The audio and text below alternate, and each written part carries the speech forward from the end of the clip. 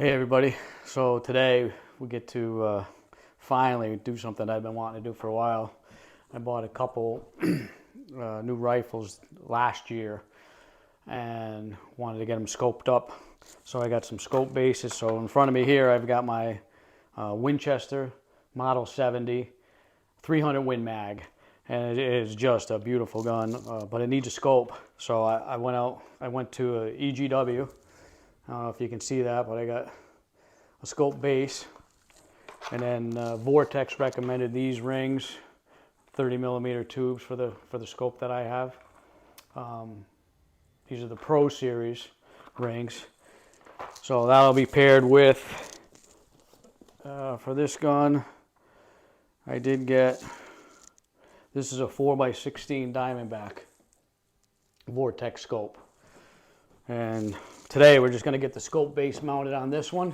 And I also have a Remington 700, which I've wanted for a long time too. I bought it brand new, and I have that Remington 700. We're going to put the same base on it. But for that, actually for that Remington 700, it's going to get this 4x16.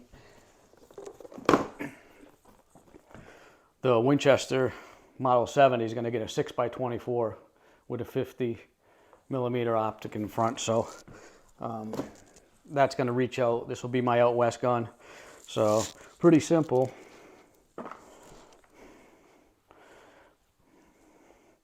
We just got to get these screws out.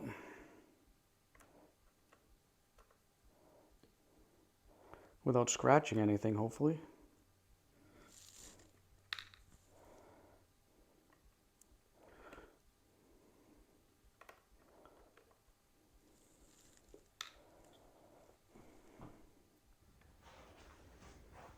Like I said, I was going back and forth. I wanted to get another bolt action. I wanted another 30-06. So I got that in the Remington 700s or 30-06. That's a BDL model. But as I was doing the research on it, I kept coming back to these Winchester Model 70s. And these are tried and true rifles too. So I got this in the 300 Win Mag, and hopefully I'll be able to hunt some elk with this someday.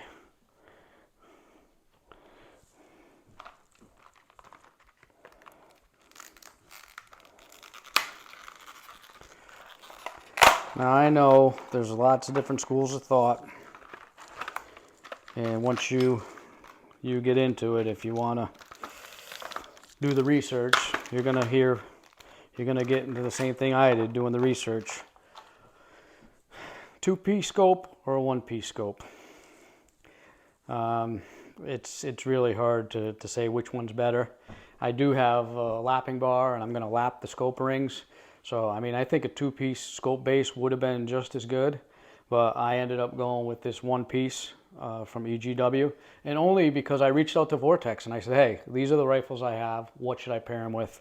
And this is what Vortex recommended, so that's why I ended up going with it. And honestly, I think it'll be it just seems like it'll be a little bit easier to lap the rings. So that'll go on just like that. It does not appear that it is going to affect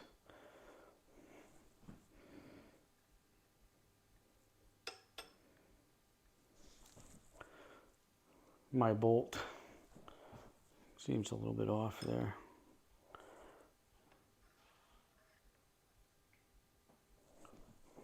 There we go. That's how it goes. And I also went with, there's different, you can get a 0 MOA or 20 MOA. My scopes are set up with MOA, not MILRAD. Big difference in there too. A lot of you might know more about that. But I went with the MOA style, minutes of angle. And I just went with the 0 MOA, which means my scope is going to sit completely flat on the gun. A 20 MOA would tilt it for much longer ranges. So they recommend, I think it was 1,000 yards and less would be 0, and if you're gonna be going out further than that. So the gun's capable of it. I don't know that I'm capable of going 1,000 yards, but the gun and the scope, it'll be set up to be able to do it. And I hope I don't have to take a shot any longer than that. So we're just going to use a little bit of Rem oil here and clean up the top of this, even though it's new. So we're not going to be able to get at it later. And I do have a fat wrench made by Wheeler, torque driver, and I am going to torque these to spec. Also have some Loctite blue. That's what they recommend, thread locker. So I'm going to use that as well to set this.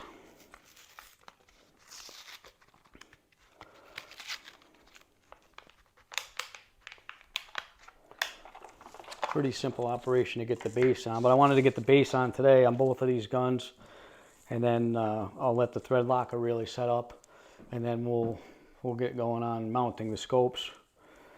I am going to lap the scope rings, which is basically just sanding them down so that they'll fit nice and tight around the optics. And then after that, we're going to laser bore sight, and then we'll get to the range and we'll really sight them, zero them in.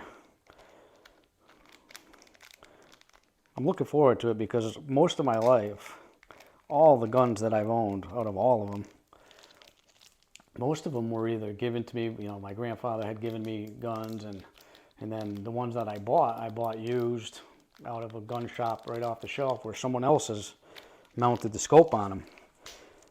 So this is the first time that I'm actually going through with the whole process on my own, and I'm looking forward to it because knowing your equipment is a great part of the hunting that we do. Getting it all set up on your own and knowing how things are. So, Wheeler fat wrench. This is just a torque driver. Pretty simple the way this works. This one's a digital one. I got the digital model, so I'll just set it for the appropriate poundage. But right now we're just going to get everything thread locked up.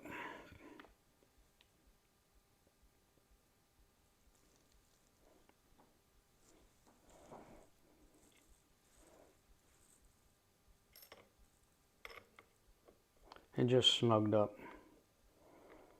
And then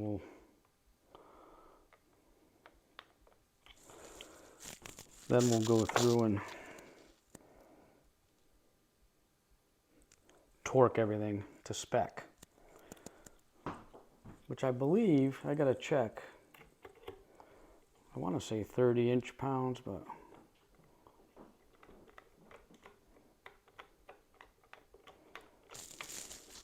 I gotta double check on that.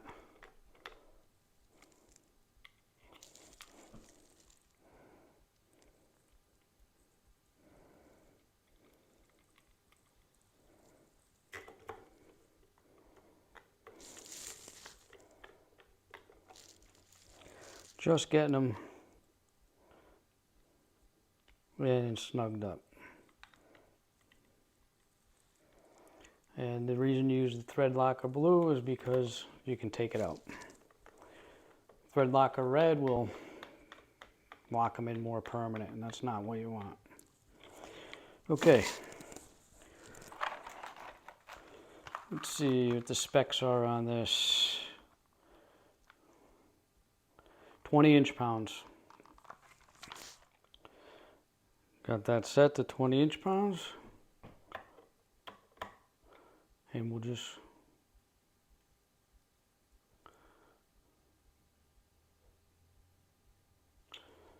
kind of go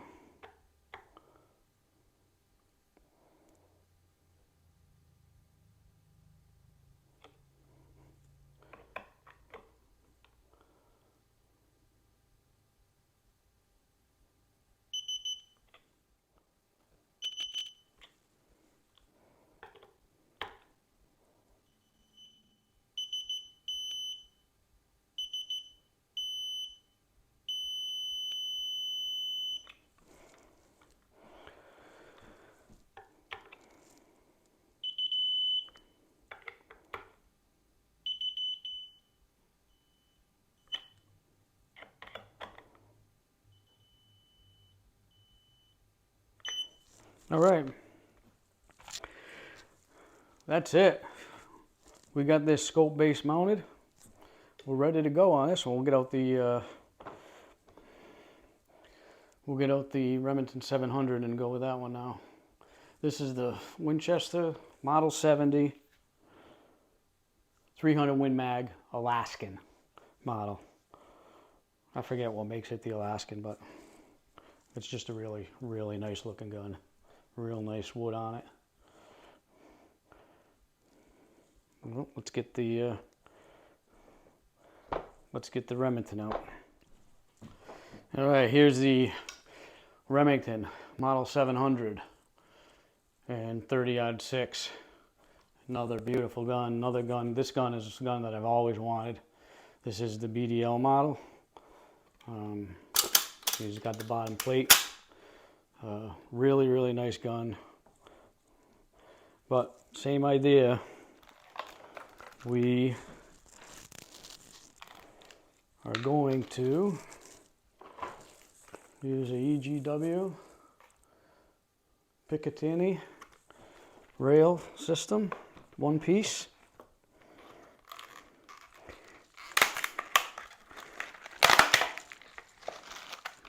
When I ordered these, I ordered the extra screws with them just in case I lost one. It was an extra few bucks, but cheap insurance in my mind. Same thing, we're gonna just clean this up with some oil. Just because, yeah, let me get this turned around. We will not want to go under here again for a while.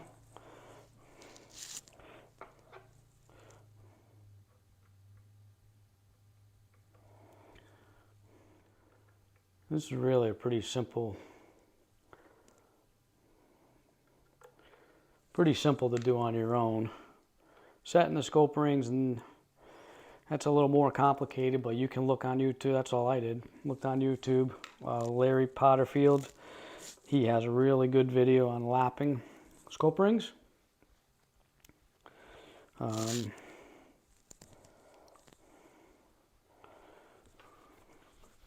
And that's in one of my playlists. I think that's in, if you look in my playlist, there's how-to videos.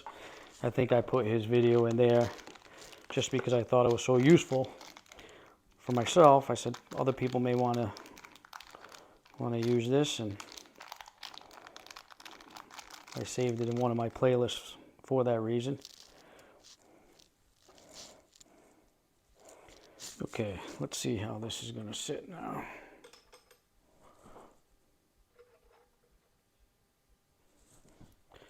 Yeah, they put a cutout in the rail. You can see that, and it lines up with the bolt perfectly. Little screws.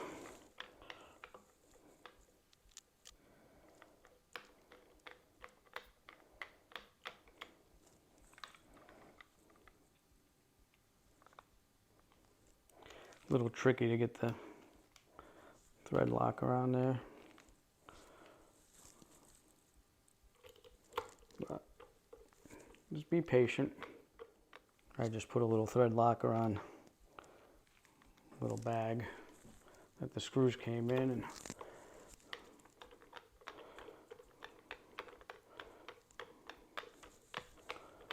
just drag it through it, and gets plenty on the threads. Once these things are torqued down, really shouldn't have any issues with it.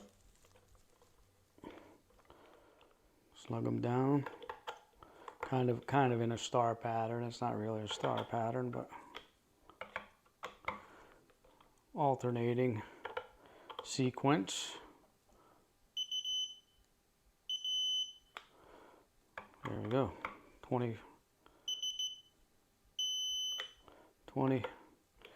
inch-pounds.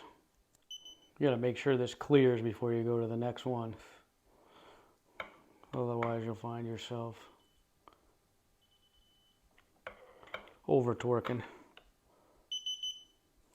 Beautiful. Let me just double check. Make sure Remington has the same spec. And it does, 20 inch-pounds.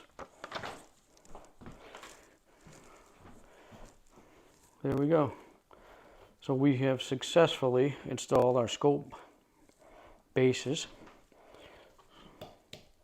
and are ready for the next step. We'll let these set up overnight just so the thread lock dries on it and sets up real good. And then we'll get next time I see you, we'll be mounting the rings and the actual scopes.